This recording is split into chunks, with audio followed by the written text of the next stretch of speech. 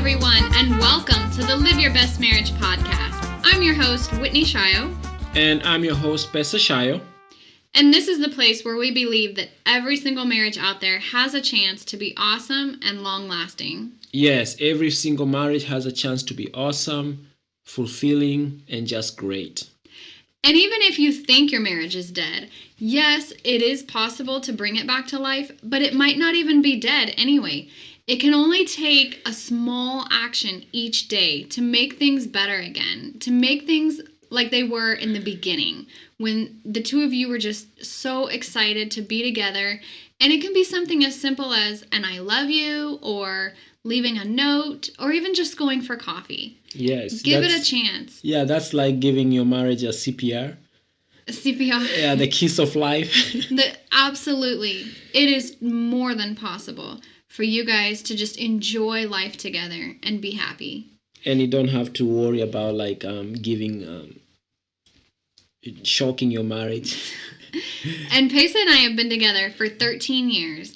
And so we've been through plenty of storms, but we've also experienced the joy that can come from having a strong bond and just achieving a level of closeness that only a couple can have if they are truly determined to stick with it.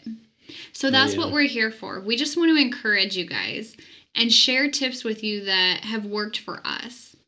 And I'm sure, and sometimes some of the tips that we're giving you guys is just suggestions. Mm-hmm. You can take them and then use your creativity on how to make them work for your marriage. We're giving you suggestions. We are not doctors giving you a prescription that you have to do everything the way we did it. Absolutely. Oh, yeah. And the title of today's episode is Kiss Doubt Goodbye. Actually, maybe kick doubt out of... Mm-hmm. Yeah, for sure. Because I think doubt is one of the biggest issues that you can have, especially if you're trying to move your marriage forward, or just if it's your business, you're trying to give your business like that.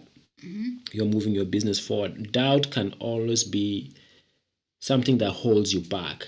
Because the truth is, you all have greatness within you. You all have what it takes. And we can all just do amazing things in life and enjoy success that comes from all of the achievements. And that's not what life is all about. It's not all about, achieving great things. You don't have to be, you don't have to win the Nobel Prize or anything like that. But I just want to encourage everybody and remind you that you do have what it takes. You are enough, just the way you are by yourself. And I always fall into the trap of thinking that I don't have what it takes to succeed. Yeah. My strength of determination, like the strength of my determination, is very fragile, because I might get an idea and think, oh yeah, that would be really great. I can definitely do that. But when I say my determination is fragile, it can go up or down very easily. Yeah. And Pesa's influence on me is very powerful. So if I get encouragement from him, then I feel like I'm unstoppable. But if I get the vibe that maybe he doesn't think it's a good idea, or just whatever, any little discouragement can really take me down very, very quickly. And I think in marriage, your greatest strength is the fact that your spouse's influence is very powerful. And when you receive encouragement from them, you feel like you can do anything. Yes. But the downside of that is it's also your greatest weakness. Oh, yeah. Which means that... And I go through that too. We both have issues with this.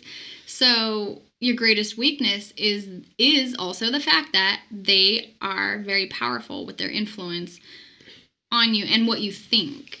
Yes. And so they can discourage you very easily, or they can encourage you very, very easily. And this is not just to say, oh, that means I need to be on my own, because that way I can encourage myself, or encourage myself. But it's realizing that your spouse has that power to be able to get you to your best place, like really encourage you and just give you that encouragement. But that can also be a weakness where if you have somebody who's mean-spirited or somebody who's really having Really pessimistic. yes, they can actually take somebody who's very optimistic and change the way they perceive things to be a very pessimistic way of view. And when we come to the word doubt, for most of you who have listened to our podcast before, you know I like to get the definition of some of these terms we use so that we are on the same page when we are using these words. And when I checked, I think Google dictionary.com, and I found that doubt actually means a feeling of uncertainty or lack of conviction. You are feeling as uncertain and you lack the conviction. And some of the synonyms can be uncertainty, unsureness, indecision, hesitation, suspicion, confusion. So you can replace that word with words like confusion or suspicious or being indecisiveness when it comes to marriage or a new project that you're embarking on. And that can really make it harder for you to proceed if you don't feel like it's possible to make this project work. There'll be a lot of confusion, a lot of indecisiveness. Right. So anytime that you have an idea to start something, whether it's a project or it's a business or you want to write a book, or anything, just whatever you want to start, and you begin to feel the doubt creeping in.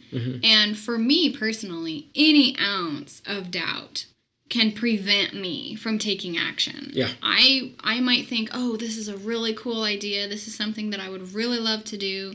And then once I start thinking that I don't have what it takes or everything has to be perfect before I start, then I don't even do anything. No. With that project. I delay, I procrastinate, I put it on hold, or I decide not to do it.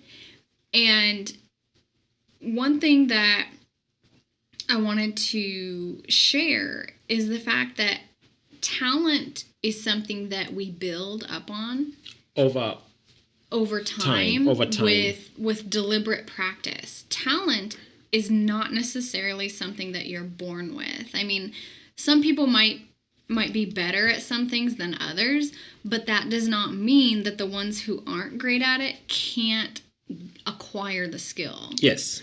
You know what I'm saying? It doesn't mean that you don't have a chance to become great at whatever that thing is. Yes. And I always make the assumption that people see this in me. I always assume that everybody I interact with can tell that I have doubt. Okay. And an interesting story that happened about a year ago, Pesa was in a business meeting with just a group of other associates, and one of the ladies who was already our client approached him and said, "Hey, I really would like for your wife to help me out with a PowerPoint presentation that I have coming up." And she had only met me a couple times prior to this, so I just assumed that she thought Pesa was too busy to handle this, and she just thought maybe it was something extra that I could take on. Yes. That was my assumption. But finally, 1 year later, she told us that she really thinks that I'm great with communicating. Yeah. And that... something I already knew. Yeah, something Pesa had been telling me for a really long time, but I never believed it. Again, because of doubt, there's that bad word again. And so I assumed that she just wanted me to handle this, just because it was a little something extra, a little extra project on the side, and she didn't want to bother him with it. But come to find out, she just thinks I'm really, really great at speaking, getting up and talking in front of people. And It's unfortunate that it took me a year to find this out, because I basically spent a whole year of thinking that I don't really have that skill, but it is something that I'm interested in. I do want to learn more about speaking. Yes. And it's really funny because Pesa told me, he's like, Whitney, you're like the only young girl that we all know around here who is brave enough to get up in front of people and talk, but you're not annoying. You're not so bubbly to the point where you just get on everybody's nerves and are like, oh my gosh, when is she going to stop talking?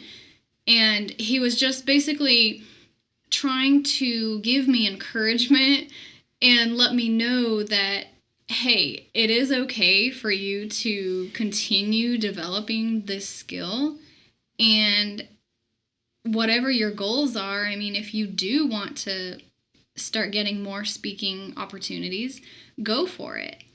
Yes. Just keep working on that, and the doubt is still something that I really, really have a hard time with. And when people give me feedback, I know they mean well, but sometimes the harsh feedback, it doesn't always come in the form of constructive criticism. And so it kind of, I don't know, it just gives me even more insecurity, I guess. So it just makes me think that I'm not capable. So I have to figure out how to deal with all these things. And when it comes to, by the way, just to add up on that issue, a few weeks ago I went to a client to do a commercial for them. So I went, and the whole office, they really didn't want to be on video, and they really didn't want to talk on video. And so here comes the owner, and she's like, where's Whitney? Nobody's gonna talk.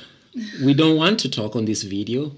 So these people had hired me to do a commercial for them, and also a Facebook ad about us video. So they're like, yeah, where's Whitney? Whitney needs to be here talking. So Whitney doesn't work for this company. Whitney doesn't know. She kind of knows what they do, and she has helped them before, but they actually wanted her to come and be their company spokesperson. And when I told her that, she was okay with, she was like flattered with that, but she still believed that she's not good enough. Yeah, I was really surprised when he came and told me this, because I do not work at this business. I do not represent their brand. They just know me, but I was really shocked that they wanted to avoid appearing in their own commercial so much that they would rather have me appear in it for them and do the talking. And so my insecurities always come back to me. And I remind myself, I say, you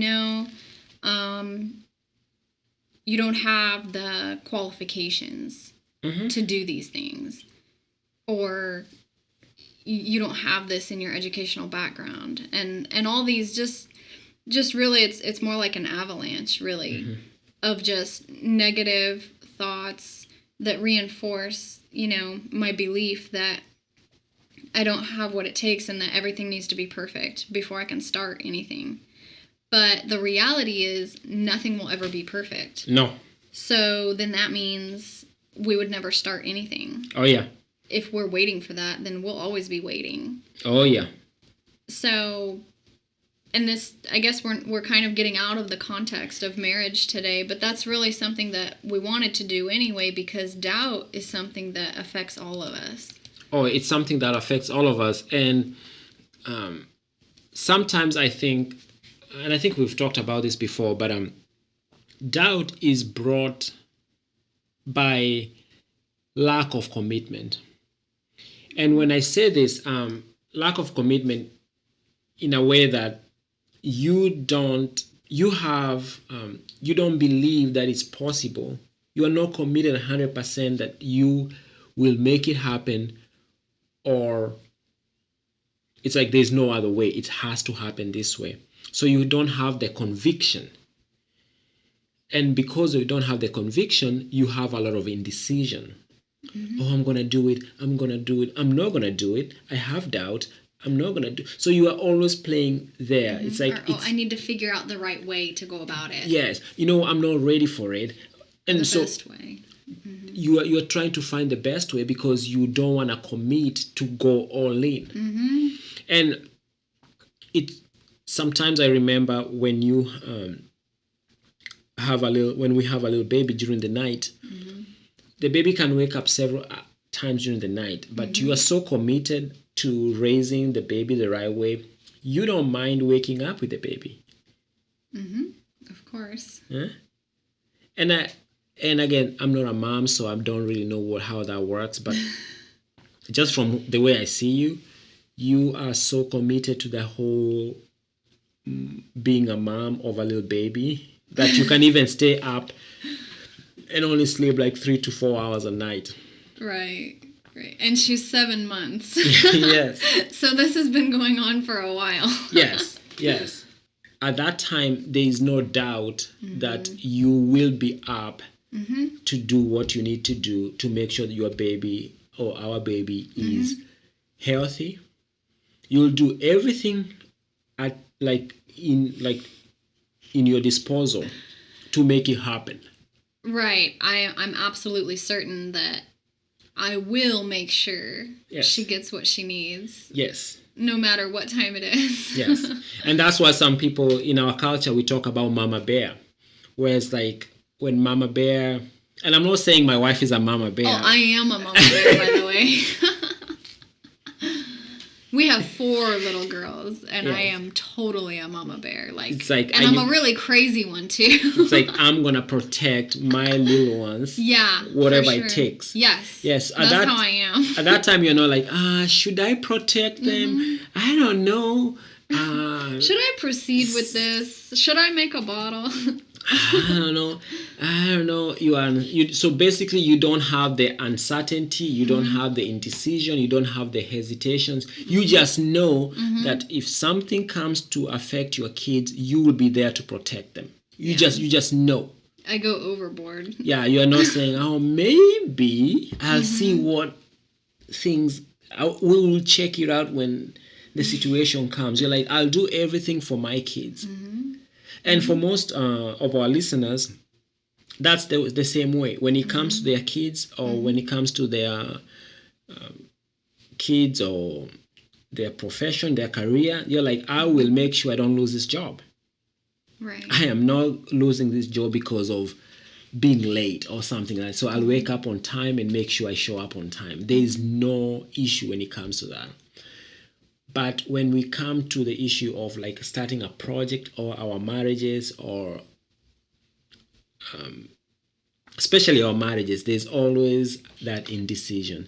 Should I stick with him? Should I stay with her? Mm-hmm. Maybe. Mm-hmm. And that actually makes it harder to make decisions as a couple and stick with each other. Mm-hmm. Yes. Right. Absolutely. And so whatever it is in life that you are trying to achieve, it is so vital that you just know you are enough the mm-hmm. way that you are. And there's always room for improvement, of course, and that doesn't mean that we can't go out and build up our skills and learn more things, but if there's something that's important to you, if there's a project that really truly matters to you, mm-hmm. and you think it would make a difference in the world, then I would say go for it. Yes. Any positivity that you can bring to the world, especially the way it is right now, mm-hmm. it is so needed. And your ideas, your creativity, your energy, there is a need for it. Oh, yeah. Huge need. And so, and it's not fun when doubt sets in. It's a very, very, very, I would say even sometimes a troubling experience. It's because it can bring you down. It really can. And So and another thing that I want to bring up is a huge part of success is consistency. Yes. It's not about being the greatest at what you do. And again, if you want to be the greatest, that's awesome. I love that. But you don't have to be the best in your industry or just the best of whatever in order to make it happen and to be successful. Usually it's about maintaining what you're doing and regularly taking action. Oh, yeah. So, and I like the word consistency because I just feel as though that really sums it up. It just basically things that sabotage my projects are the stops and starts that I do. I get an idea, I have motivation, and then my determination goes down because something makes me think that I won't do it well. Yes. And particularly writing a book is a really, really huge thing that I've been wanting to do for a very long time. Oh, I know. But again, the starts and stops are the reason why I don't have a book yet. And sometimes it's because we also make it a big deal. We make it such a big deal that when we look at that project, it's so huge that we don't even see how it's possible. So sometimes to reduce the doubt, we need to make these projects just realize that they are not that big. It's not a life and death issue. So just attempt it, just make it normal, a normal thing. I don't know if I'm making sense. Yeah. Like bring it down to your level. Don't make it like, oh my God, if I don't do it, I will be so messed up. No, just bring it to your level and just make it mundane. Like, okay, I'm writing my first chapter. I'm writing my second chapter. So you can remove the intimidation from it a little bit? Yeah, yes, yes. You can deflate it into something manageable. Because if you don't, it's always going to be like, oh my God, I'm writing this book. So this book becomes this huge thing in your life that you can't even attempt because it's a monster. Right. Yeah. You're literally running away from it. And we have a friend, an acquaintance, who told us, I wanted to write a book since 2000. Yeah, well, yeah, yes. And now it's 2017. Yes. And it seems like, so she hasn't written the book, but the book now becomes a monster. It's like this huge thing that you want to run away from because it's like, how are you going to do it? It's just too big. Yeah. And I felt terrible because for the last 2 years, I've been talking about writing a book. And one of our friends asked me in front of a group of people, he's like, so where's your book? Oh. And I was just like, I think actually my answer was what book? Which is not funny. Not funny, by the way. I was really surprised that he was following up on that. Yes. And so, but I am going to use that as an inspiration to go ahead and make sure that I follow through on that because I had no idea that someone actually remembered that that's something I've talked about and that I want to do that. So anyways. So team, if you're listening. Yeah, Colonel Tim knows. Yeah, so knows who he is. Yeah, if you're listening, thank you for that reminder that she needs to write her book. Yes. And I am actively working on that project, so that's something for us to look forward to. Yeah. But anyway, so when your book comes out, what is it going to be about? Do you have a title yet? Something to do with marriage. So, and that's another issue that I wanted to cover because Pesa and I have some friends who have mentioned to us that they feel like we are overachievers just because of the fact that we have a podcast. And I don't think so. I know so. I know we're not. And that, in a way, told me that I must be doing something right, because that's feedback. I'm taking that as feedback that, hey, you are extremely busy and you are doing this. You have a podcast 3 days a week. But on the other hand, it really made me feel bad for them, because I feel like they're not seeing the whole picture. They don't see how much doubt and insecurity that Pesa and I have. I mean, really, because Pesa and I think that we need to have the most absolute perfect content before we can even sit down and record a podcast. Yes. And it's obviously there's no such thing as perfect, and our content is not fabulous, but marriage is something that we're passionate about, so we definitely make it a point to sit down and do this.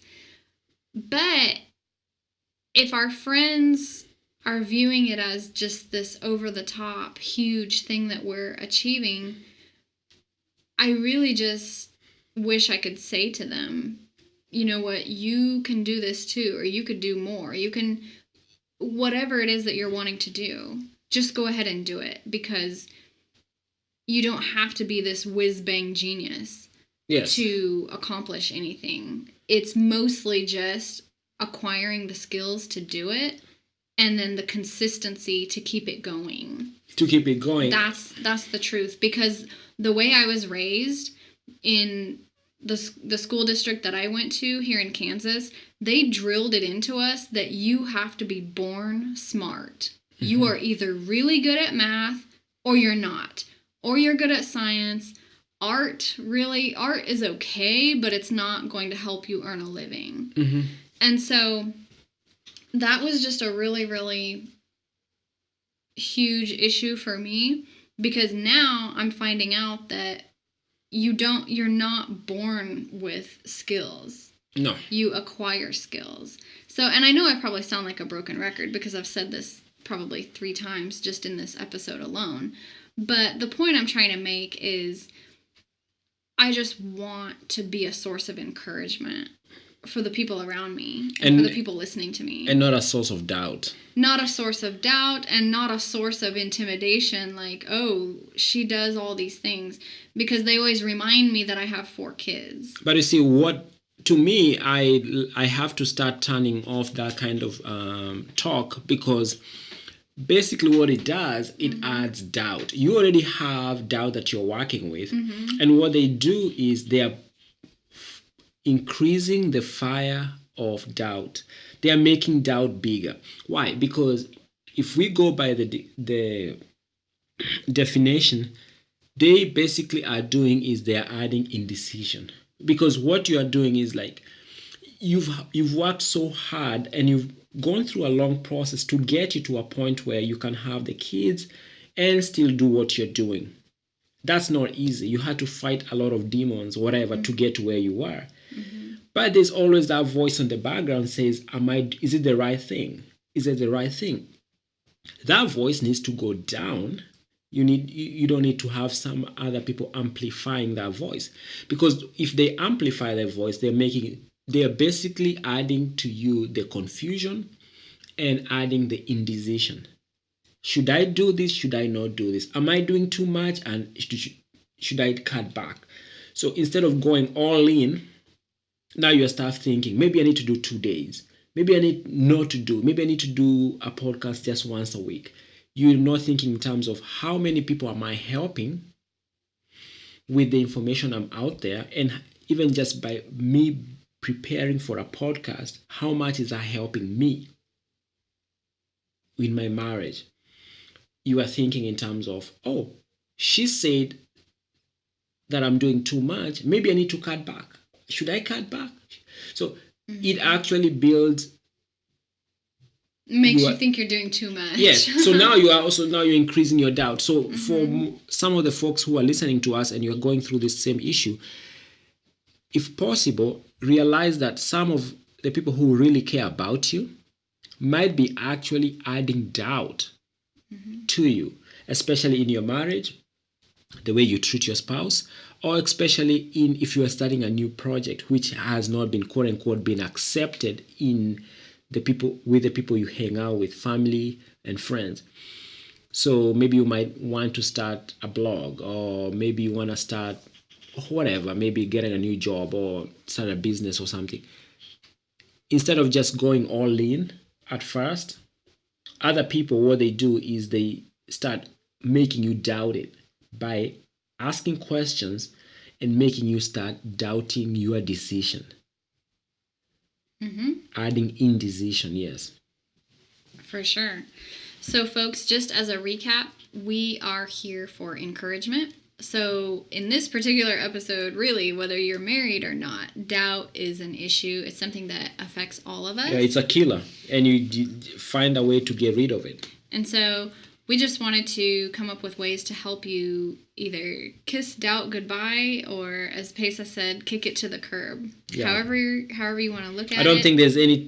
You should not be kissing it. Okay. You you can kick it. You should kick it, not kiss Okay. it. Yeah. So There's no need to be nicey Sure. with doubt. Sure. Yeah. So just remember that whatever it is that you're striving for, whether it's to have a great, fantastic, fabulous marriage, I would say the majority of it is consistency, just being able to stick with it. Or if there's a project or something really meaningful to you that you're trying to accomplish, the same rule applies. Just having the consistency to keep it up and running. That's what really matters. So, thank you folks so much for tuning in. We love having you in the audience. And if you have any questions, please be sure to reach out to us. You can find me on Twitter. I'm at Whitney Shio. And I'm at Pesa Shio. We're in a lot of places in social media. So please don't hesitate to ask or reach out, and we will be back in a few days. Okay, and folks, don't forget to subscribe and tune in iTunes or Stitcher or SoundCloud. And until next time, bye and God bless. Are you tired of being upset, lonely, feeling empty, or just plain frustrated with your marriage? And no matter how hard you try, you're not getting anywhere, just going in circles?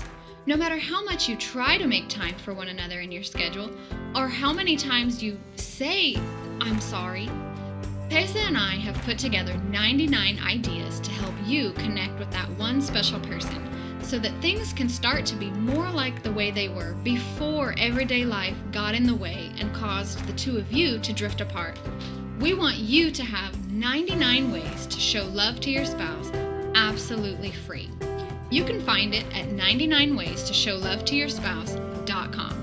Because here at Live Your Best Marriage, we truly hope that the two of you can move closer together and enjoy the connection that comes from achieving a stronger bond. Again, that's 99waystoshowlovetoyourspouse.com. That's the number 99waystoshowlovetoyourspouse.com.